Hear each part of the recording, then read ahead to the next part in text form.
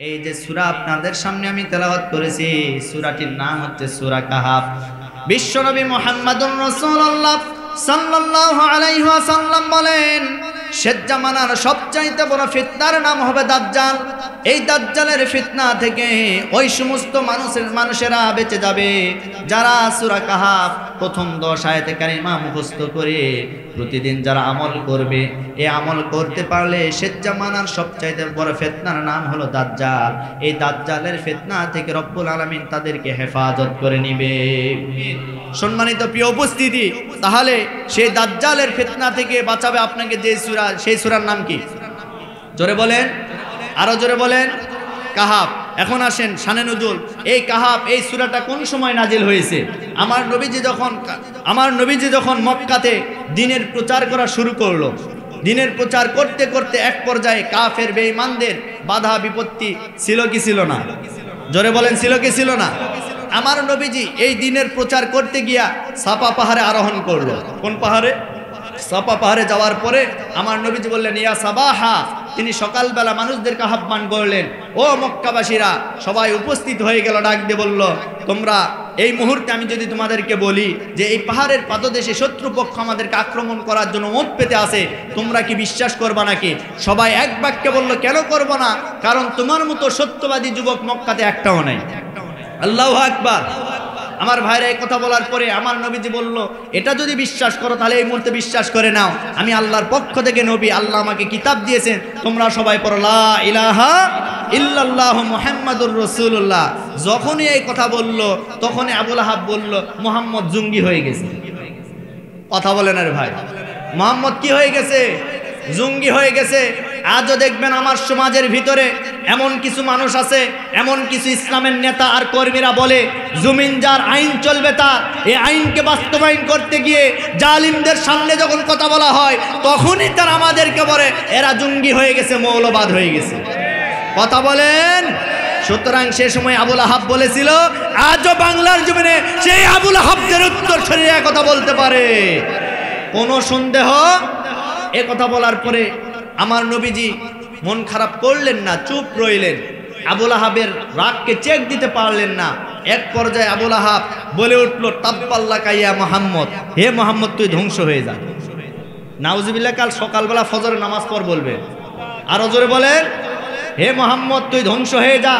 আচ্ছা বলেন তো, আমার নবীজি ওই টাইমে কোনো কথা বলেছে? কথা বলেন, কোনো প্রতিবাদ করেছে? কোনো প্রতিবাদ করলেন না। সাথে সাথে আমার নবীজি চুপ মারে থাকলেন। কিন্তু আমার নবীজি চুপ থাকলে কি হবে? আল্লাহ মনে হয় চুপ থাকবে নাকি? আল্লাহ চুপ থাকতে পারলেন না। সাথে সাথে আবু লাহাবের নামে সূরা নাজিল করলো, সূরাতুল লাহাব। তাব্বাত ইয়াদা আবি লাহাবিন ওয়া তাব, হে আবু লাহাব ধ্বংস হোক তোর দুই হাত। নাউজুবিল্লাহ কর। তাহলে আমার নবীজিকে গালি দেওয়ার কারণে আমার নবীজি চুপ থাকতে পারে, কিন্তু আল্লাহ চুপ থাকতে পারে না। সে আবু লাহাবের নামে আল্লাহ সূরা নাজিল করে প্রতিবাদ যদি করতে পারে, ও নবীর উম্মতেরা, আজ আপনি নবীকে নবীর উম্মত বলে দাবি করেন, আপনি নবীর আশিক বলে দাবি করেন, আপনি নবীর উম্মত বলে দাবি করার কারণে যদি আপনি উম্মত হয়ে থাকেন, তাহলে সেই নবীকে নিয়ে বাংলাদেশে কিছু নাস্তিক আর বেঈমান ব্লগাররা আমার নবীজিকে গালিগালাজ করে, কটূক্তি করে আমরা নবীর উম্মত হিসাবে দাবি করতে পারি। আজ আপনার নেতাকে গালি দিলে আপনার কলিজার ভিতরে জ্বালা পোড়া শুরু হয়ে যায়। আজ আপনার বাবাকে গালি দিলে আপনি বিচার করতে পারেন। আমাদের ইমানের দাবি হলো, আমাদের নবীজিকে কেউ গালি দিলে তার বিচার আমরা দেখতে চাই। কথা বলেন, কথা বলেন। তুমি নবীর উম্মত দাবি করো, সুন্নাহ মানো না, নবীর অপমানে তোমার হৃদয় কাঁদে না। কথা বলেন। তুমি নবীর উম্মত দাবি করো, সুন্নাহ মানো না, নবীর অপমানে তোমার হৃদয় কাঁদে না। তুমি বিজাতি ও সংস্কৃতিতে সপেছ পরাণ, কেমন মুসলমান, কেমন মুসলমান তুমি। পড়েন, কেমন মুসলমান তুমি। আপনাদের বেন খারাপ লাগতেছে, সঙ্গীত বলা কি বন্ধ করব? কেমন মুসলমান তুমি, কেমন মুসলমান, নামাজের সাথে নাই পরিচয়, মানো না কোরআন, নামাজের সাথে নাই পরিচয়, মানো না কোরআন, তুমি কেমন মুসলমান। তুমি রমজান এলে রাখো না রোজা, দিনকে করো আঘাত, পয়সা করির নাই তো অভাব, দাও না তো যাকাত। তুমি রমজান এলে রাখো না রোজা, দিনকে করো আঘাত, পয়সা করির নাই তো অভাব, দাও না তো যাকাত, তুমি ইমানদারির বড়াই করো নি তোমার ইমান। কথা বলেন, কথা বলেন। কেমন মুসলমান, কেমন মুসলমান তুমি, কেমন মুসলমান, নামাজের সাথে নাই পরিচয়, মানো না কোরআন, নামাজের সাথে নাই পরিচয়, মানো না কোরআন, তুমি কেমন মুসলমান। তুমি সুদের টাকায় বসত করো, ঘুষ ছাড়ো না, দিন দকিনা খেয়ে মরে খবর রাখো না। আপনাদের এলাকায় সুদখোর আছে না নাই? বাপরে বাপ হজ করে আসে, সামনের কাতারের মুসল্লি তসবিহ একটা হাতে নিয়েছে, জিকির করছে সুবহানাল্লাহ ৩৩,০০০, আলহামদুলিল্লাহ ৪০,০০০, সুদের সাথে টাকা লাগায় ৫০,০০০। কথা বলেন, কথা বলেন। তুমি সুদের টাকায় বসত করো, ঘুষ ছাড়ো না, দিন দকিনা খেয়ে মরে খবর রাখো না, তুমি বিচারিও বিচার করো সাজিয়া প্রধান, তুমি বিচারিও বিচার করো সাজিয়া প্রধান। কেমন মুসলমান। আমার প্রিয় বন্ধুগণ, তাহলে আমি কথা বলতেছিলাম কোন সূরা থেকে? আমার নবীজির এইবার চোপ মারলেন আবু লাহাব, এত ক্ষান্ত হলেন না, হাতের ভিতরে একটা পাথর নিলেন। কি নিলেন? আমার ভাইরা, আমার নবীজি হাতের ভিতরে যখন পাথরটা নিলাম, আমার নবীজি না আবু লাহাব হাতের ভিতরে পাথর নিল, নেওয়ার পরে আমার নবীজির চেহারা মোবারক ছুঁড়ে মারলো। আহারে, আমার নবীজির রক্ত ফিনকি দিয়ে ওই ছাপা পাহাড়টা রঞ্জিত হয়ে গেল।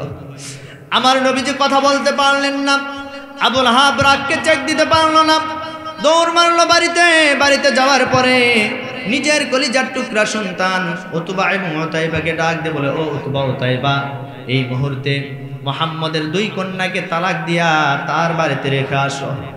আমার ভাইরা, আবু লাহাব আর আমার নবীজি দুইজনে বিয়ে ছিল। আমার নবীজি 2 কন্যা উম্মে কুলসুম আর রুকাইয়াকে উতবা এবং উতাইবার সঙ্গে বিবাহ বন্ধনে আবদ্ধ করে দিয়েছিল। এইবার বলল আবু লাহাব, তোমরা যাও যাও, মুহাম্মদের 2 কন্যাকে তালাক দিয়ে তার বাড়িতে রেখে আসো। এইবার 2টা সন্তান আমার নবীজির 2 কন্যাকে তালাক দিয়ে আমার নবীজির বাড়িতে রেখে আসলো। আমার নবীজি 2 কন্যাকে জড়ায় ধরে হাউমাউ করে কান্না শুরু করে দিয়েছে। ওগো আল্লাহ, আজকে আমি আমার চাচার হাতে মার খেলাম, আজকে আমি আমার জাতির কাছে লাঞ্ছিত হলাম, আজকে আমার 2 কন্যা তালাক দিয়ে আমার বাড়িতে চলে আসলো। ওগো আল্লাহ, আমার তো কোনো অপরাধ নাই, অপরাধ হলো একটাই, আমি তোমার জমিনে তোমার দিনটা কায়েম করতে চাই, এটাই হলো আমার অপরাধ। আমার ভাইয়েরা, ওই আবু লাহাব, উতবা সাহেব, আবু জেহেল আমার নবীজির উপরে এইভাবে যখন জুলুম নির্যাতন শুরু করে দিল, এক পর্যায়ে আমার প্রিয় বন্ধুগণ, আমার নবীজি কাবার চত্বরে যাইতে পারে না। কাবার চত্বরে গেলে আবু লাহাব, উতবা সাহেব, আবু জেহেলের উত্তরসূরিরা আমার নবীজির উপর জুলুম নির্যাতন করে। একদিন আমার নবীজি কাবার চত্বরে গেলেন, নামাজের মুসল্লায় সেজদায় চলে গেছে। আমার প্রিয় বন্ধুগণ, ওই কাফের বেঈমানেরা আমার নবীজির মাথার উপরে উটের নারী ভুঁড়ি চাপায় দিয়েছে। নবীজির মেয়ে ফাতেমা রাদিয়াল্লাহু তাআলা আনহা ঘর থেকে দৌড় মারে চলে আসলো। আসার পরে বাবার মাথার উপর থেকে উটের নারী ভুঁড়িটা সরায় নিল। নেওয়ার পরে আমার নবীজিকে বাড়িতে নিয়ে গেল। আমার ভাইরা, এরকম করতে করতে আর একটা দিন আমার নবীজি কাবার চত্বরে চলে গেল। যাওয়ার পরে আমার প্রিয় বন্ধুগণ, নামাজের মুসল্লায় দাঁড়িয়েছে। একজন কাফের এসে আমার নবীজির গলায় গামছা দিয়ে একেবারে পেঁচে তাকে একেবারে শ্বাসরোধ করে দুনিয়া থেকে বিদায় করার ষড়যন্ত্র করলো। এমন সময় আবু বকর চলে আসলো। আসার পরে আমার নবীজিকে হেফাজত করলো। হেফাজত করার পরে আবু বকরকে এবার ওই কাফের বেঈমানেরা মারা শুরু করে দিল। মারতে মারতে মুখটা তিতলা করে ফেললো। আমার নবীজি আবু বকরকে জড়ায় ধরলেন। ধরার পরে ডাক দিয়ে বলেন, ও আবু বকর, ও আবু বকর, তুমি চিন্তা করো না, টেনশন করো না। আমি দেখতে পাচ্ছি তোমার শরীর থেকে যেহেতু রক্ত ঝরেছে, আমি আজকে কাবার চত্বরে দাঁড়িয়ে ঘোষণা করলাম, এই কাবার চত্বরে একদিন আল্লাহ আমাদেরকে বিজয় দান করে দিবে। আমার প্রিয় বন্ধুগণ, আমার ভাইরা, এইবার দেখেন কত জুলুম নির্যাতন। আমার নবীজিকে ওই কাফের বেঈমানেরা গালিগালাজ পর্যন্ত করা শুরু করে দিয়েছিল। এমন সময় আমার নবীজির উপরে রব্বুল আলামিন এই সূরা কাহাফের আয়াতগুলি নাজিল করে জানায় দিয়েছেন, ওগো আমার হাবিব, ওগো আমার পয়গম্বর, আপনার উপরে কি জুলুম নির্যাতন হয়, আপনি আবার কত অত্যাচার সহ্য করছেন। আপনার পূর্বপুরুষ যারা ছিল, আপনি দুনিয়াতে আসেন নাই, তার পূর্বে কত জাতির উপরে জালিম শাসকরা, জালিম বাদশারা অনেক জুলুম নির্যাতন করত। এমনকি তাদেরকে ধরে ধরে অগ্নিময় আগুনের ভিতরে তারা নিক্ষেপ করত। এমন কিছু মানুষ আছে যাদেরকে ধরে ধরে দুনিয়া থেকে ফাঁসির কাস্টে ঝুলায় মারত। আমার প্রিয় বন্ধুগণ, আমার নবীজিকে সান্ত্বনা দেওয়ার জন্য রব্বুল আলামিন এই সূরা কাহাফের এই 9 নম্বর আয়াত থেকে সুন্দর করে একটা ঘটনা নাজিল করে জানায় দিয়েছেন, ও আমার পয়গম্বর, আপনাকে কাফের বেঈমানেরা বিভিন্ন সময় বিভিন্ন ভাবে আপনার দিন প্রচার করা বন্ধ করার জন্য বিভিন্ন প্রশ্ন করবে। আমার ভাইরা, ওই কাফের বেঈমানেরা আমার নবীজির দিন প্রচারকে বন্ধ করতে পারে না। চলে গেল তারা পাদ্রীর কাছে, যাওয়ার পরে পাদ্রীকে ডাক দিয়ে বলে, ও পাদ্রী মহাশয়, আমরা তো মুহাম্মদের ওই ধর্মকে বন্ধ করতে পারছি না, আমাদেরকে একটু পরামর্শ দাও। এইবার পাদ্রী ডাক দিয়ে বলেন, তোমরা পারবা। এই মুহূর্তে তোমাদেরকে যদি আমি 3টা প্রশ্ন করে, আওয়াজ দিয়ে বলেন কয়টা, আরো জোরে বলেন, 3টা প্রশ্ন করব। 1 নম্বর প্রশ্ন হলো, তোমরা মুহাম্মদের কাছে গিয়ে বলবা আসহাবে কাহাফের যে ঘটনা আছে, অর্থাৎ গুহাবাসীদের যে ঘটনা। আমার প্রিয় বন্ধুগণ, 7 জন যুবক ইমানদার হওয়ার কারণে গুহার ভিতরে ছিল। তারা জীবন্ত অবস্থায় 309 বছর ঘুমের ভিতরে ছিল। আল্লাহু আকবার, আরো জোরে বলে আল্লাহু আকবার। গুহার ভিতরে ছিল 309 বছর ঘুমের ভিতরে। সে যদি সত্যি নবী হয়ে থাকে এই ঘটনা বলতে হবে। আর 2 নম্বর প্রশ্ন হলো, জুলকারনাইন বাদশা ছিল, এই জুলকারনাইন বাদশার যে ঘটনা, সে রাজত্ব কিভাবে চালিয়েছে এই ঘটনাটা বলতে হবে। আর 3 নম্বর প্রশ্ন হলো, তাকে গিয়ে প্রশ্ন করবা রূহ সম্পর্কে, রূহ কোথায় থাকে, কি অবস্থায় থাকে। এই 3টা প্রশ্ন যদি তোমরা করতে পারো আর 3টা প্রশ্নের জবাব যদি সে দিতে পারে, তাহলে তাকে তোমরা নবী হিসেবে গ্রহণ করবা। আর যদি দিতে না পারে, তাহলে তাকে তোমরা নবী হিসেবে গ্রহণ করবা না, কোনো সমস্যা নাই।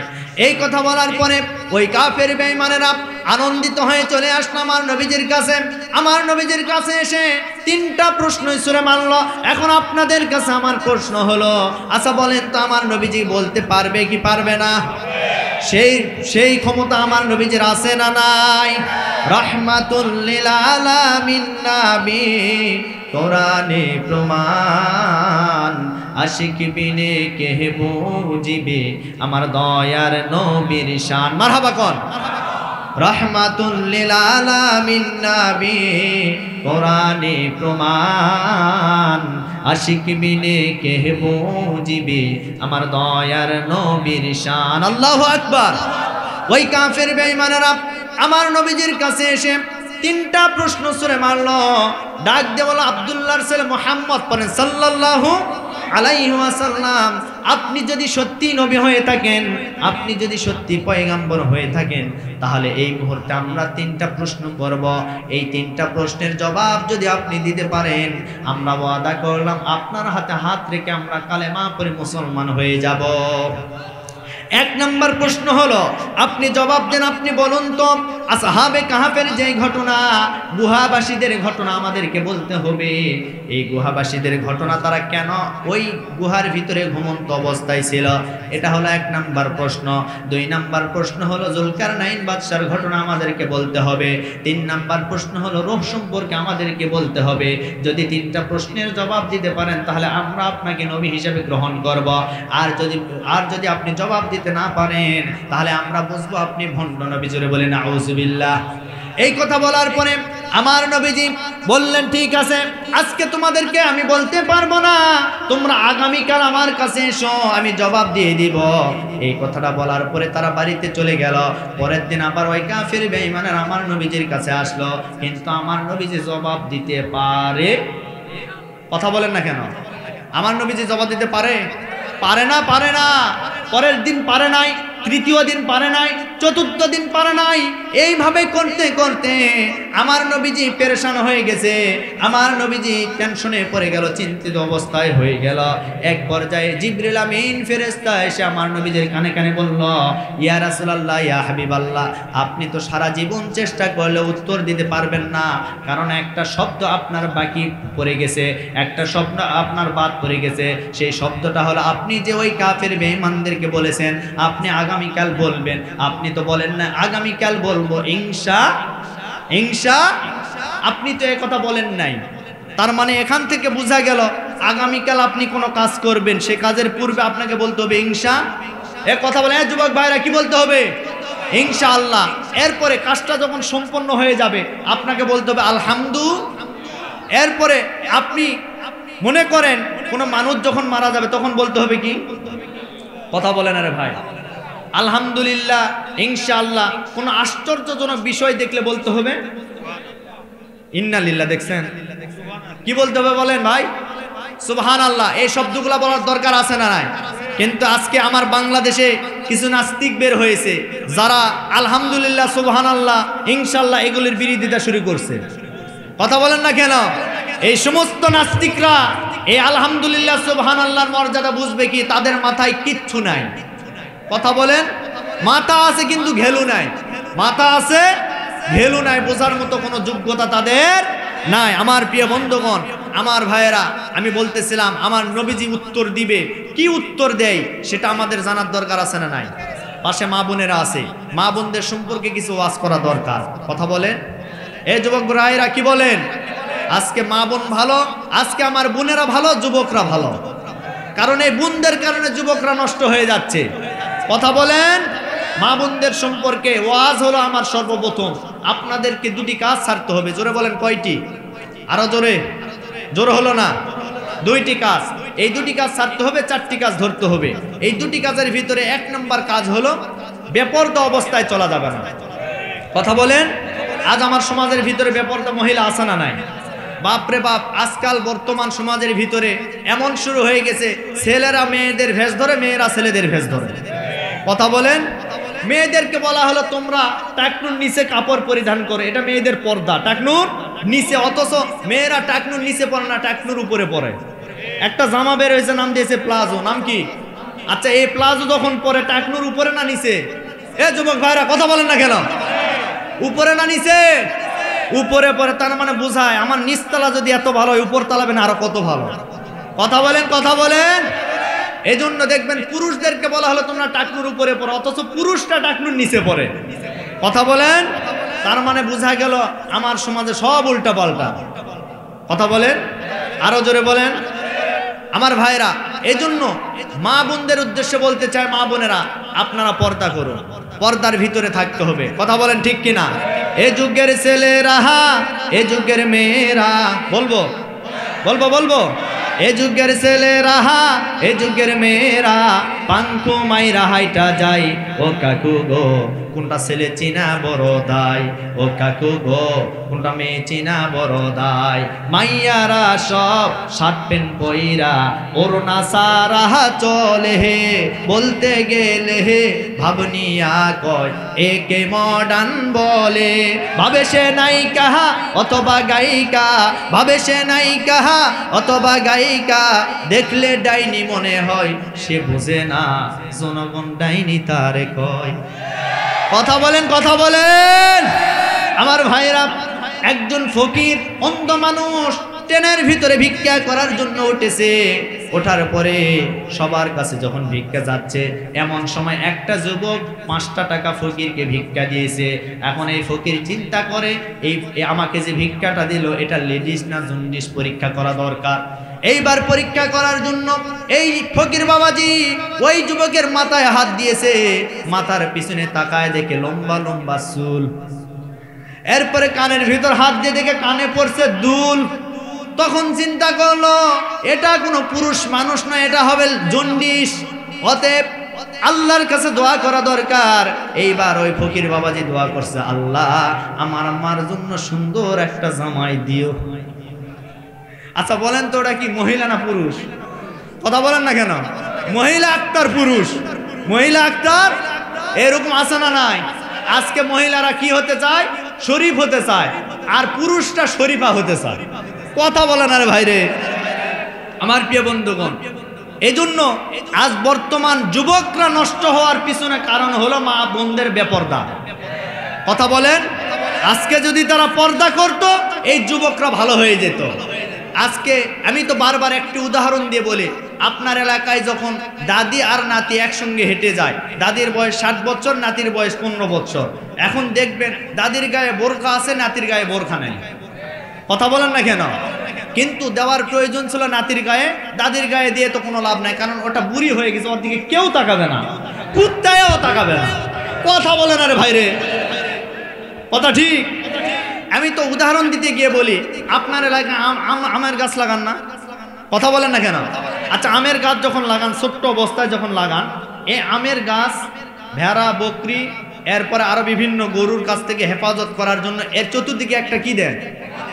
বেড়া দেন না? আচ্ছা, বেড়া দেন। তাহলে এই গাছটা ছোট্ট অবস্থায় যখন থাকে, কচি থাকে, তখন আপনি বেড়া দেন। কিন্তু এই গাছ যখন বড় হয়ে যায়, বেড়া দেওয়ার কি দরকার হয় ভাই? কারণ মানুষ ভালো করে জানে ওটা ভেড়া খাবে না, বকরি খাবে না, গরু খাবে না, কুত্তা পর্যন্ত মুখ দিবে না। কথা বলেন, তার মানে বুঝা গেল আমার ভাইরা, ওই যে 15 বছরের যে যুবতী, ওইটা হলো কচি আমের গাছের মতো, ওইটার উপরে ভেড়া, বকরি, গরুর আক্রমণ করতে পারে। ওই বুড়িকে বোরকা দেওয়ার দরকার নাই, 15 বছরের যুবতীকে দেওয়া দরকার। কথা বলেন। ও আল্লাহ রে, আল্লাহ রে, কোন জামানায় পাঠাইলা আমারে। না, ওয়াজ করবো না ভাই, কথা বলে না কেন? চলবে চলবে। এ যুবক ভাইরা হাত তুলে বলেন চলবে। ও আল্লাহ রে, আল্লাহ রে, কোন জামানায় পাঠাইলা আমারে। বর্তমানের মাইয়া পোলার সমান সমান মাপ, লম্বা চুল কাটিয়া মাইয়া মাথায় লাগাই ক্যাপ। ও আল্লাহ রে, কোন জামানায় পাঠাইলা আমারে।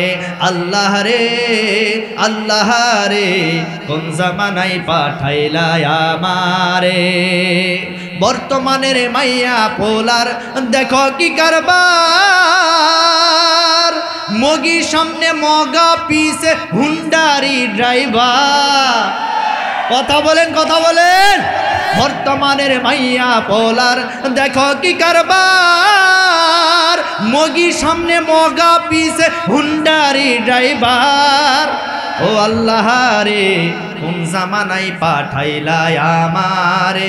আল্লাহ রে, আল্লাহ রে, কোন জামানায় পাঠাইলা আমারে। হিন্দি গানের টান মারিয়া রাস্তা হাইটা যায়, আবার কারো গানে গানে বুকটা ফাইটা যায়। কথা বলে না ভাইরে। হিন্দি গানের টান মারিয়া রাস্তা হাইটা যায়, আবার কারো গানে গানে বুকটা ফাইটা যায়। ও আল্লাহ রে, কোন জামানায় পাঠাইলা আমারে। আল্লাহ রে, আল্লাহ রে, কোন জামানায় পাঠাইলা আমারে। কথা বলেন আমার মা বোনেরা, আপনাদের সম্পর্কে বলতেছিলাম। ও মা, ও বোনেরা, আপনারা পর্দা করুন। পর্দা করলে আপনার সম্মান আসমান এবং জমিনের উপরে সবচাইতে আল্লাহ বেশি দান করে দিবে। যেই বোনটা, যেই মাটা আজকে পর্দা করে চলাফেরা করে, ওই মাকে দেখার পরে, ওই বোনটাকে দেখার পরে এলাকার যুবকরা সম্মান করে সালাম করে।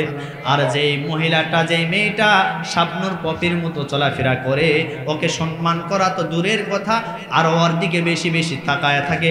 কার মেয়ে গেল রে, মাল একখান জিনিস। কথা বলে না ভাইরে। এইরকম বলবে। ও মা, ও বোনেরা, আপনাদের সম্মান কতটুকু এবার শোনেন। ও মা, আপনি কেন পর্দা করবেন না? নবীজির মেয়ে ফাতেমা রাদিয়াল্লাহু তাআলা আনহা, তিনি কেমন পর্দাশীল একজন মহিলা ছিল, তিনি কেমন পর্দা করতেন। আমার প্রিয় বন্ধুগণ, নবীজির ইন্তেকালের পরে ফাতেমার ইন্তেকাল হয়ে গেছে। তারপর মুহূর্তে একদিন রাত্রিবেলা, এই যুবক ভাইরা দিলের কানটা আমার দিকে একটু লক্ষ্য করে শুনুন কথাগুলি। ও মা বোনেরা, আপনারাও কথাগুলি শ্রবণ করুন গো মা। আপনারা কেন পর্দা করবেন না? আপনারা কেন নামাজ পড়বেন না? আপনারা কেন স্বামীর খেদমত করবেন না? নবীজির মেয়ে ফাতেমা রাদিয়াল্লাহু তাআলা আনহা এইবার একদিন রাত্রিবেলা স্বামীকে জড়ায় ধরে বলছে, ও প্রাণের স্বামী গো, আমি মনে হয় দুনিয়াতে আর বাঁচবো না, দুনিয়া থেকে মনে হয় বিদায় নিয়ে চলে যাব, দুনিয়া থেকে মনে হয় বিদায় নিয়ে চলে যাব। এইবারে কথা শোনার পরে হযরতে আলী রাদিয়াল্লাহু তাআলা আনহু চোখের পানি ছেড়ে দিয়েছে। ফাতেমাও কান্দে, আলীও কান্না করে। এমন সময় ডাক দিয়ে বলেন, স্বামী গো, তবে আমি বিদায় নিয়ে যাওয়ার পরে আপনার কাছে কয়েকটা ওসিয়ত করে গেলাম। এর ভিতরে এক নাম্বার ওসিয়ত হলো, আমি যেদিন মারা যাব আপনি মানুষদেরকে বেশি আহ্বান করবেন না, অল্প কিছু মানুষকে আপনি আহ্বান করবেন। তার কারণ হলো আমি দুনিয়া থেকে বিদায় নিয়ে যাওয়ার পরে আমি চাই আমার পর্দাটা যাতে করে ঠিকঠাক থাকে। এরপরে আলী ডাক দিয়ে বলেন, ও প্রাণের স্ত্রী রে, এ কেমন কথা? তুমি হলে একমাত্র নবীজির আদরের দুলালী, একমাত্র কন্যা, যাকে রব্বুল আলামিন আমার ভাইরা জান্নাতের রমণীদের সর্দারিনী বানায় দিয়েছেন, নবীজি যাকে মা বলে ডাকতেন। আর তুমি কেমন কথা বলো?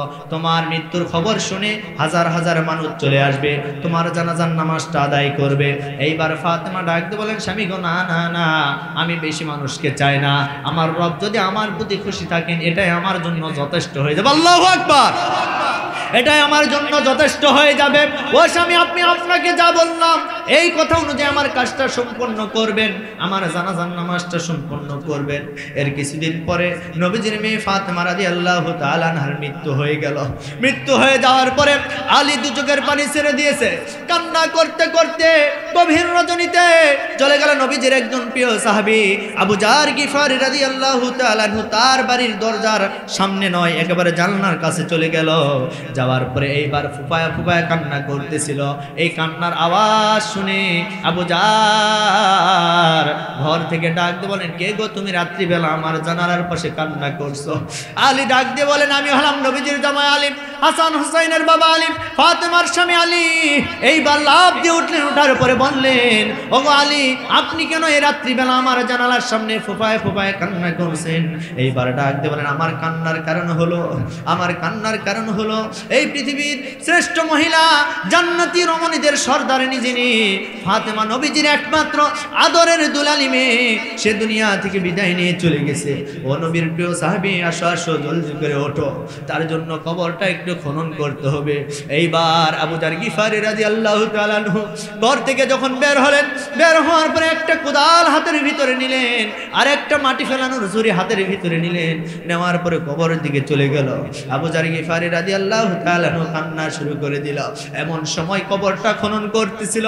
কবর খনন করতে করতে কিছু দূর যাওয়ার পরে আবু জার গিফারি রাদিয়াল্লাহু তাআলা আনহু কবরকে ডাক দিয়ে বলেন, এই কবর, আজকে তুমি কি জানো আজকে তোমার ভিতরে কাকে রাখা হবে?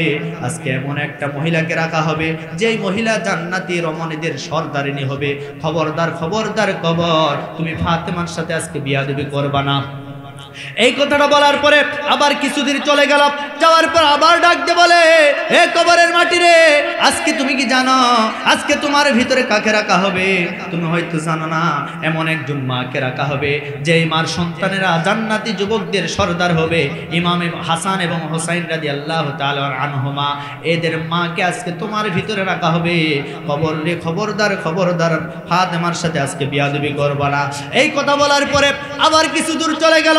যাওয়ার পরে আবার ডাক দিয়ে বলেন, রে কবরের মাটি, হে কবর, আজকে তুমি কি জানো আজকে তোমার ভিতরে কাকে রাখা হবে? তুমি হয়তো জানো না, এমন একজন মানুষের স্ত্রীকে আজকে তোমার ভিতরে রাখা হবে। নবীজি বলেছেন, আসাদুল্লাহিল গালিব, মদিনার সবচাইতে বড় বীর ছিল আলী, সে আলীর স্ত্রীকে আজকে তোমার ভিতরে রাখা হবে। খবরদার খবরদার কবরের মাটি, আজকে ফাতেমার সাথে তুমি বিয়াদবি করতে পারবা না। এই কথা বলার পরে আবার কিছু দূর চলে গেল। যাওয়ার পরে এইবার কবর খনন করতে করতে দু চোখের পানি ছেড়ে দিয়েছে। ডাক দিয়ে বলেন, রে খবরের মাটি, আজকে তোমার ভিতরে কাকে রাখা হবে?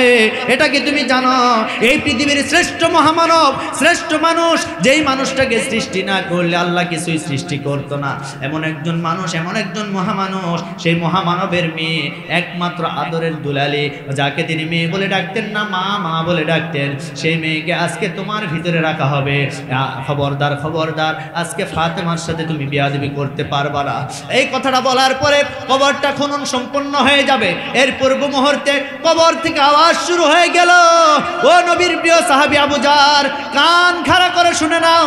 আজকে তুমি আমাকে কার কথা বললে? আজকে জান্নাতের রমণীদের কথা বললে, ফাতেমার কথা বললে, আজকে হাসান হুসাইনের মার কথা বললে, আজকে আলীর স্ত্রীর কথা বললে। এ আবু জার, কান খাড়া করে শুনে নাও। আজকে নবীর মেয়ে ফাতেমার কথা বললে। আমি কবর আজকে হাসান হুসাইনের মাকে চিনি না, আজকে ফাতেমাকে চিনি না, আজকে আলীর স্ত্রীকে চিনি না, আজকে নবীর মেয়েকে আমি চিনি না। আমি চিনি ওই মানুষটাকে, যেই মানুষ আমার ভিতরে ভালো আমল নিয়ে আসতে পারবে, নেক আমল নিয়ে আসতে পারবে। আজকে আমি কবর তার জন্য জান্নাতের ফুল বাগানের বিছানা হয়ে যাব। আজকে আমি তার জন্য ফুল বাগান হয়ে যাব। আর আমার ভিতরে যে ভালো আমল করতে পারবে না, নেক আমল করতে পারবে না, সে যত বড় আল্লাহওয়ালা হোক না কেন, সে যত বড় ওলি হোক না কেন, সে যত বড় মানুষ হোক না কেন, আমি কবর তার জন্য জাহান্নামের গর্ত হয়ে যাব। এমনভাবে গর্ত হয়ে যাব, এক পাশের মাটি আর এক পাশের মাটির দিকে চাপ মারতে থাকবো। আহারে, ওই কবরের ভিতরে আমল যদি কারো ভালো না থাকে, তাহলে ওই কবরটা আমাদের সকলের জন্য জাহান্নাম হবে। সুতরাং আজকের মাহফিল থেকে আমাদেরকে শিক্ষা নিতে হবে। আমার ভাইরা, নবীজির মেয়ে ফাতেমার জন্য যদি কবরের কথা বলতে পারে, আমরা হাজারো পাপ করে বসে আছি। কথা বলেন ঠিক কিনা? এই জন্য আমাদেরকে আমল করার দরকার আছে না নাই? এ দুনিয়ায় সবই পর, কবর যে তোর আসল ঘর। এ দুনিয়ায় সবই পর, কবর যে তোর আসল ঘর। কেমনে সে তাই থাকবি পরে, চিন্তা করে দেখো না, কবরে কি যাইবা না। যেই কবরে আল্লাহ সারা বন্ধু কেহ থাকবে না, চিন্তা করে দেখো না, কবরে কি যাইবা না। আজান কানে শুনিয়া কেমনে থাকো ঘুমায়া, আজান কানে শুনিয়া কেমনে থাকো ঘুমায়া। কবরের লাগিয়া কি তোর মোটেও মায়া লাগে না, কবরের লাগিয়া কি তোর মোটেও মায়া লাগে না। চিন্তা করে দেখো না, কবরে কি যাইবা না। যেই কবরে আল্লাহ সারা বন্ধু কেহ থাকবে না, চিন্তা করে দেখো না, কবরে কি যাইবা না। অবশেষের ঠিকানা শুধুই মাটির বিছানা। কথা বলেন, কথা বলেন। এ যুবক ভাই যারা, নবী লম্বা একটা হাদিস বলেছেন। এই হাদিসের ভিতরে মা বোনদের সম্পর্কে 23টা ছোট্ট ছোট্ট আমলের কথা বলা হয়েছে। এই 23টার ভিতরে 1 নাম্বার আমলের কথা বলছি, 1 নাম্বার আমল, আর বাকি 22টা আমি সব বলে দিব ইনশাল্লাহ। 1 নাম্বার আমল হলো, মা বোনেরা একটু খেয়াল করে শুনুন। এই আমার প্রিয় বন্ধুগণ, এই ভাউলার হাটের এমন কিছু পুরুষ আছে যাদের স্ত্রী আছে, যেই স্বামীরা আজকে বাহিরে থাকবে, বাহির থেকে যখন বাড়িতে আসবে, আসার পরে যেই মহিলা, যেই স্ত্রী স্বামীর সামনে একটা গিলাস পানি এইরকম করে উঁচু করে স্বামীকে আদর করে ভালোবেসে দিবে, আল্লাহ পাক বলেন ওই মহিলার জন্য সারা পৃথিবীতে যত মানুষ আছে সমস্ত মানুষদেরকে পানি পান করাইলে যে সওয়াব হয়, সেই সমপরিমাণ সওয়াব ওই মার আমল নামায় আমি আল্লাহ দান করে দিব। আরো জোরে বলে সুবহানাল্লাহ। এরকম পানি দেয় তো নাকি? দেয়? বাপ রে বাপ। স্বামী কঠোর পরিশ্রম করে বাড়িতে আসছে, আসার পরে স্ত্রীকে ডাক দিয়ে বলেন, ও প্রাণের স্ত্রীর একটা গিলাস পানি দাও, একটা গিলাস পানি একটু ঢেলে দাও। তখন ঝাড়ি দিয়ে বলে কি জানেন? ওই যে গিলাস আর জগ দেখতে পারো না, তুমি কি ঢেলে খেতে পারো না? তোমার হাত কি আল্লাহ দেয় নাই? পানি খাওয়া লাগবে, ওর কলিজা এমনি ঠান্ডা। কথা বলে না ভাইরে, কলিজা ঠান্ডা না চাচা, কলিজা এমনি ঠান্ডা। এই জন্য এটা হলো 1 নম্বর আমল। সম্মানিত ভাইরা আমার, আমি আগেই বলেছি, দোয়া না করে আজকে বিদায় নেবেন না, কারণ যারা উঠে যাবে এরা মুনাফিক। কথা বলেন, দোয়া না করে আজকে কেউ যাবেন না। ওইদিকে 3টা প্রশ্ন আছে না নাই? কয়টা প্রশ্ন? আসহাবে কাহাফ 309 বছর গুহার ভিতরে 7 জন যুবক ছিল। কেন ছিল? কি অবস্থায় ছিল? কিভাবে তারা বের হয়ে আসলো? জানার দরকার আছে না নাই? বহু বছর আগে এই ঘটনা ঘটে গেছে। রোম পারস্যের ভিতরে একজন বাদশা ছিল, তার নাম ছিল তাকিয়ানুস। এই তাকিয়ানুস বাদশা মূর্তি পূজা করত, দেবদেবীর পূজা করত, এমনকি তার জনগণ যারা ছিল তাদেরকেও ওই পূজার দিকে আহ্বান করত। এই বাদশাটা ছিল জালিম বাদশা। এই বাদশার ভিতরে কোনো ধর্ম ছিল না, এই বাদশার ভিতরে কোনো কর্ম ছিল না। এই বাদশা একদিন করেছে কি, ওই এলাকার ভিতরে বিশাল বড় একটা মেলা, ওই মেলার আসর বসেছে, ওই মেলার ভিতরে মূর্তি নিয়ে গিয়ে সেই মূর্তি পূজা তারা ওই এলাকার জনগণরা শুরু করে দিয়েছে। এমনকি ওই রাজ্যের ভিতরে যারা আছে সবাই মূর্তি পূজা শুরু করে দিয়েছে। ওই রাজ্যের ভিতরে সবাই যখন মূর্তি পূজা করত, এমন সময় 7 জন ইমানদার যুবক, আল্লাহওয়ালা যুবক বের হয়ে গেছে। এই 7 জন যুবক ওই মেলাতে গিয়েছিল পূজা করার জন্য, কিন্তু যখন মূর্তির সামনে উপস্থিত হয়ে গেছে, এমন সময় 1 নম্বরে যুবক চিন্তা করলো, হায় হায় আমি তো মূর্তি পূজা করতে পারবো না, কারণ এই মূর্তি তো আমাকে বাঁচাইতেও পারে না, মানতেও পারে না, কিছুই করতে পারে না, এই মূর্তির সামনে আমি কেন মাথা নত করব। এই চিন্তা করে ওই যুবকটা ওই জায়গা থেকে উঠে পড়লো। ওঠার পরে সামনে ছিল একটা বিশাল বড় বট গাছ, ওই গাছের নিকট গিয়ে বসে পড়লো। এই যুবকটা যখন বসলো, ওই যুবককে দেখার পরে আরো বাকি 6 জন যুবক ছিল, ওই 6টা যুবক ওই গাছের নিকট গিয়ে বসে পড়লো। বসার পরে এইবার যুবকরা কেউ কথা বলে না। এক পর্যায়ে 1 নাম্বার যুবককে ওই বাকি 6 জন জিজ্ঞাসা করলো, ভাই তুমি যে ওই মূর্তি পূজা বাদ দিয়ে গাছের নিকট বসে পড়লে, কারণটা কি আমরা জানতে চাই। এইবার এই যুবকটা ভয়ে ভয়ে কিছু বলতে পারে না। এইবার ডাক দিয়ে বলে, আমি না হয় এই জায়গায় বসলাম একটি কারণে, কিন্তু তোমরা কেন আসলে তোমাদের কারণটাও জানতে চাই। ওই 6 জন ডাক দিয়ে বললো, তুমি যদি তোমার কারণটা বলতে পারো তাহলে আমাদের কারণটাও আমরা বলবো। এই যুবকটা ডাক দিয়ে বলেন, ভাই দেখো আমি এমনি এমনি আসি নাই, আমি এসেছি এই কারণে, আমি ওই মূর্তি পূজা করতে পারবো না। তার কারণ মূর্তি আমার কিছুই করতে পারে না, মূর্তি তো আমরা নিজেরাই তৈরি করি। কথা বলেন ঠিক কিনা? মূর্তি আমরা নিজেরাই তৈরি করি, মূর্তি কিছুই করতে পারবে না। সুতরাং আমি যেহেতু আল্লাহর ইমানদার বান্দা হতে চাই, আল্লাহ যেহেতু আমাকে সৃষ্টি করেছে, ওই আল্লাহর ইবাদত করতে চাই, ওই আল্লাহর বন্দেগী করতে চাই, এই নিয়ত করে আমি এই জায়গায় বসে পড়েছি। এই কথা বলার পরে বাকি 6 জনকে ডাক দিয়ে বলল, আমি না হয় এই কারণে আসলাম, তোমরা কেন আসলে জানতে চাই। এইবার বাকি 6 জন ডাক দিয়ে বলল, হে যুবক তুমিও যে এই কারণে এসেছো, আমরাও ওই একই কারণে এসেছি, আমরাও মূর্তি পূজা করতে চাই না। এইবার 7 জন যুবক নিয়ত করলো, সবাই আমরা এই মুহূর্তে হাত রেখে আমরা শপথ করব, আমাদের জীবন চলে যাবে, আমাদের সব চলে যাবে, এরপরেও আমরা কেউ ঈমান হারা হব না, ঈমান ছেড়ে দিতে পারবো না। এই নিয়ত যখন তারা করলো, শপথ করলো, ওই রাজ্যের ভিতরে গোয়েন্দা বাহিনী ছিল, তারা এই খবরটা কান পর্যন্ত চলে গেল। এই খবরটা শোনার পরে বাদশার রাজ দরবারে চলে গেল। যাওয়ার পরে বাদশাকে ডাক দিয়ে বলে, হে বাদশাহ, আপনি কি জানেন আপনার রাজ্যের ভিতরে 7 জন বিদ্রোহী যুবক তৈরি হয়ে গেছে?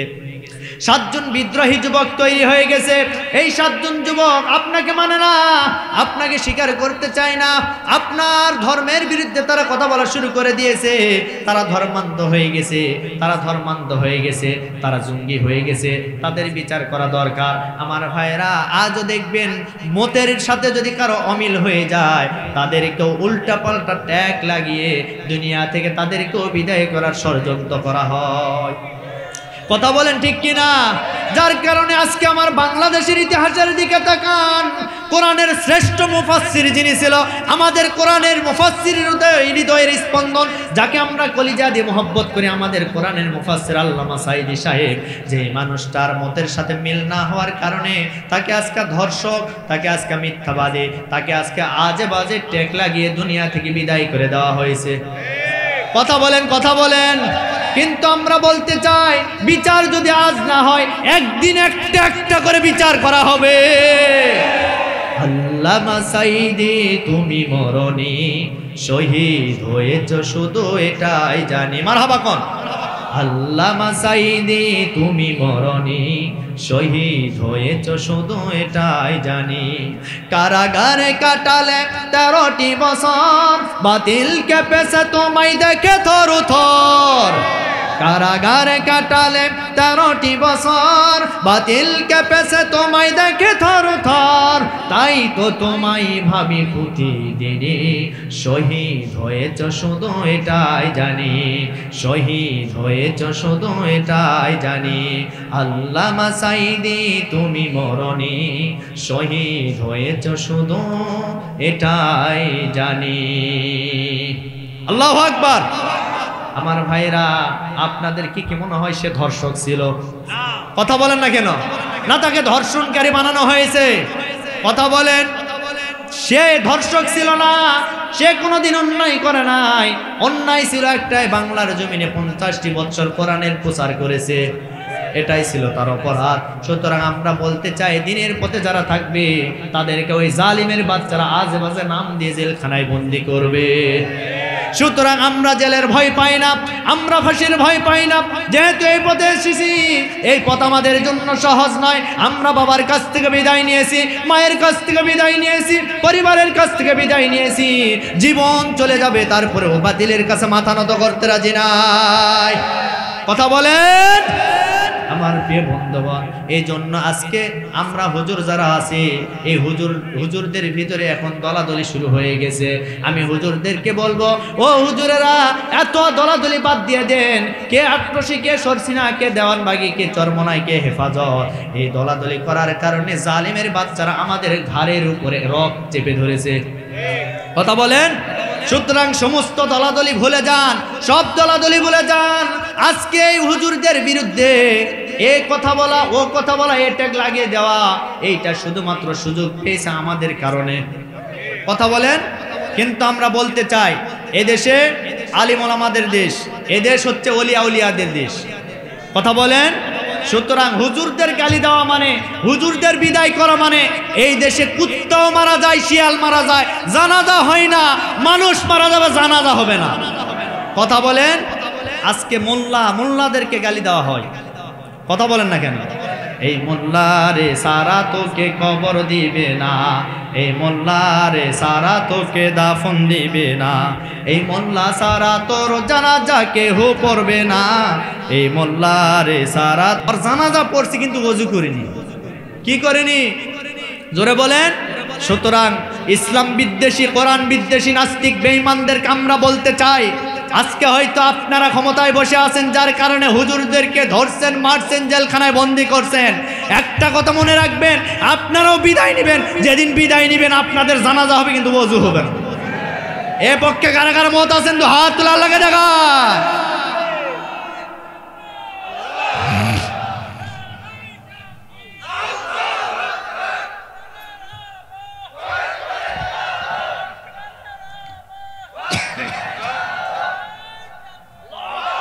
আল্লাহ কবুল করেন, সকলে বলে আল্লাহুম্মা আমিন। আমার ভাইরা, আলোচনা শেষ করে দেই, শেষ করে দে, শেষ করে দে, দোয়া করে দে নাকি? হ্যাঁ, আরো চলবে? চলবে। কি বলেন রে ভাই? 12:30 বাজে। শোনেন, আমি সংক্ষেপ করে দিচ্ছি। সম্মানিত ভাইরা আমার, আমি বলতেছি যে ঘটনা বলতেছিলাম, এই 7 জন যুবক যখন শপথ করলো, এই খবরটা চলে গেল কোথায়? ওই বাদশার দরবার পর্যন্ত। বাদশাহ তখন তার বাহিনীদেরকে খবর দিল যে যাও, ওই 7 জন যুবককে গ্রেফতার করে আমার বাড়িতে নিয়ে আসো। এইবার বাদশার প্রশাসন করলেন কি, ওই 7 জন যুবককে গ্রেফতার করার পরে বাদশার আদালতে নেওয়া হলো। বাদশা এবার ডাক দিয়ে বলেন, হে যুবকেরা, তোমাদের সাহস তো কম না, আমার রাজ্যের ভিতরে আমার বিরুদ্ধে তোমরা কথা বলো। তোমাদের এই সাহস দিল কে? তোমরা একটু বলো। ওই যুবকরা ঈমান বুকে নিয়ে বলেছিল, আমাদেরকে সাহস দিয়েছেন তিনি, যিনি আমাদেরকে সৃষ্টি করেছেন। আল্লাহু আকবার। সুতরাং ওই রবকে আমরা মানি, আপনার এই মূর্তি পূজা আমরা করতে পারবো না। এইবার বাদশা মেজাজ গেছে খারাপ হয়ে, বাদশা রাগান্বিত হয়ে গেল। বাদশা ডাক দিয়ে বলেন, হে যুবকেরা, আমি জানি তোদের ভিতরে শক্তি আছে, সাহস আছে। আমি তোমাদেরকে 3 দিন পর্যন্ত সময় দিলাম। এই 3 দিনের ভিতরে তোমরা যদি আমাদের দলে ফিরে আসো, তাহলে তোমাদেরকে ছেড়ে দেওয়া হবে। আর 3 দিনের ভিতরে যদি ফিরে না আসো, তাহলে কিন্তু ফাঁসির কাস্টে ঝুলিয়ে তোমাদেরকে বিদায় করে দেওয়া হবে। ওই যুবকরা বাদশার মুখে বলেছিল, হে বাদশা, আপনি কান খাড়া করে শুনে নেন, আপনি কাদেরকে ভয় দেখান? যাদের ভিতর আল্লাহর ভয় থাকে তারা তো দুনিয়ার কোনো বাচ্চাকে ভয় পায় না। সুতরাং আজকে আমাদের ভিতর আল্লাহর ভয় আছে, আমাদের জীবন চলে যাবে, ঈমান ছেড়ে দিতে রাজি না। যাসে মর সব নিয়ে যাও, ঈমান আমার নিও না। আল্লাহু আকবার। যাসে মর সব নিয়ে যাও, ঈমান আমার নিও না। ঈমান সারা ও গো প্রভু মরণ আমায় দিও না, না। যাসে মর সব নিয়ে যাও, ঈমান আমার নিও না। খাব্বাবেরি খাটি ঈমান পুড়ে গেল দেহটা, সেই ঈমান ইমানটা রক্ষা করতে নিঃস্ব হলো জীবনটা।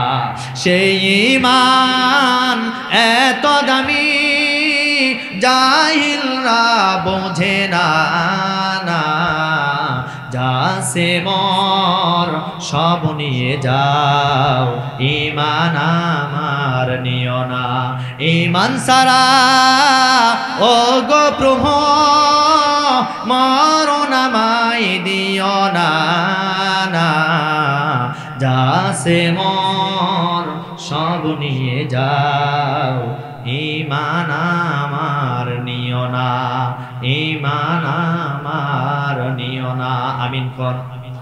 ওই যুবকরা বলল, আমরা আমাদের জীবন দিতে পারি, আমরা ইমান বিক্রি করতে রাজি নাই। এইবার বাদশার দরবার থেকে যখন চলে আসলো, এই 7 জন যুবক নিয়ত করলো, আমরা এই রাজ্যের ভিতরে থাকবো না, এই রাজ্য থেকে আমরা হিজরত করে অন্য দেশে চলে যাব। এইবার এই 7 জন যুবক যখন এক দেশ থেকে আরেক দেশে যাওয়ার জন্য নিয়ত করলো, তাদের দেশ থেকে অন্য দেশে পার হয়ে চলে গেল। চলতে চলতে তারা চিন্তা করলো, আমরা তো ক্লান্ত হয়ে গেছি, আমরা আর চলতে পারছি না, আমাদের পেটের ভিতর বড় ক্ষুধার্ত, এই সময় তো আমরা হাঁটতেও পারবো না, চলো আমরা একটা গুহার ভিতরে আশ্রয় নিব। সুন্দর একটা গুহা ছিল, ওই গুহার ভিতরে 7 জন যুবক যখন আশ্রয় নিল, নেওয়ার পরে ওই 7 জন যুবক আমার ভাইরা ওই গুহার ভিতরে যখন ক্লান্ত শরীর নিয়ে আমার প্রিয় বন্ধুগণ যখন আমার ভাইরা বিশ্রাম করবে, যখন ঘুম আসবে, এমন সময় আল্লাহকে ডাক দেবেন, রব্বুল আলামিন আপনি আমাদের উপর রহম করুন, আমাদের চলার পথ থেকে আপনি সহজ করুন। সূরা, এই যে সূরা আমার প্রিয় বন্ধুগণ সূরা কাহাফের 10 নম্বর আয়াতের ভিতরে এসেছে। তখন আল্লাহর কাছে তারা দোয়া করেছিল, আল্লাহর কাছে সাহায্যের দোয়া করেছিল, রব্বুল আলামিন তাদেরকে সাহায্য করেছেন। তারা গুহার ভিতরে ঘুমিয়েছিল, একটা ঘুমের ভিতরে 309 বছর তারা কাটিয়ে দিয়েছিল। কত বছর? ঈমান যদি ঈমানের মতো হয় তাহলে আল্লাহ কিন্তু সাহায্য করবে। কথা বলেন। এই যুবকদেরকে যেভাবে সাহায্য করেছিল, অনেক লম্বা ঘটনা ভাই, যেহেতু রাত গভীর হয়ে গেছে। দেখেন 7 জন যুবক 309 বছর গুহার ভিতরে থেকে জাগ্রত হয়ে গেলে যেদিন, সেদিন তারা চিন্তা করলো, আমরা তো গত রাত্রিতে ঘুমাইছিলাম, তা আমাদের পেটের ভিতরে ক্ষুধা, খাইতে হবে, কি করা যায়? তারা যে টাকা নিয়ে গিয়েছিল, ওই টাকাটা তারা এক জায়গায় করে বাজারে একজনকে পাঠিয়ে দিয়েছে, যে যাও তোমরা বাজারে গিয়ে একটু বাজার করে নিয়ে আসো। বাজারে যখন গেল, যাওয়ার পরে বাজার করতে গেল, এমন সময় দোকানদারের সামনে বাজার নিয়েছে, নেওয়ার পরে যখন টাকা বের করে দিবে, আচ্ছা বলেন তো 309 বছর আগের টাকা আর এখন যদি এই টাকা বাজার করতে গিয়ে বের করে, বলেন তো মিলবে? জোরে বলেন। যখন মিলে না, দোকানদার এখন চিন্তা করে, আমি তোমাকে বাজার দিলাম, টাকা দাও, বলে আমি তো টাকাই দিচ্ছি, বলে না এটা তো টাকা না, বলে টাকা না মানে, এটা টাকা না মানে এটা কি? এটা কি? এটা তো টাকা, আমরা তো বাড়ি থেকে নিয়ে বের হয়েছিলাম। বলে তোমরা বের হয়েছিলে মানে? বলে হ্যাঁ। না, তোমাদের তো এগুলি টাকা না। এই কথা বাই দাবাই ওই দেশের ভিতরে যে বাচ্চা ছিল, সে বাচ্চাটা একজন ইমানদার ছিল। সুবহানাল্লাহ। ইমানদার বাচ্চা হওয়ার কারণে তার কান পর্যন্ত চলে গেছে। তখন এই 7 জন যুবককে ধরে তার দরবারে নিয়ে যাওয়া হলো। নিয়ে যাওয়ার পরে এখন এক বাচ্চার কাছে অন্য বাচ্চার খবর থাকে কি থাকে না? যারা বাচ্চা হয় তাদের কাছে একটা নথি থাকে, যত বছর আগের হোক না কেন তারা খুঁজে খুঁজে সেটা বের করতে পারে।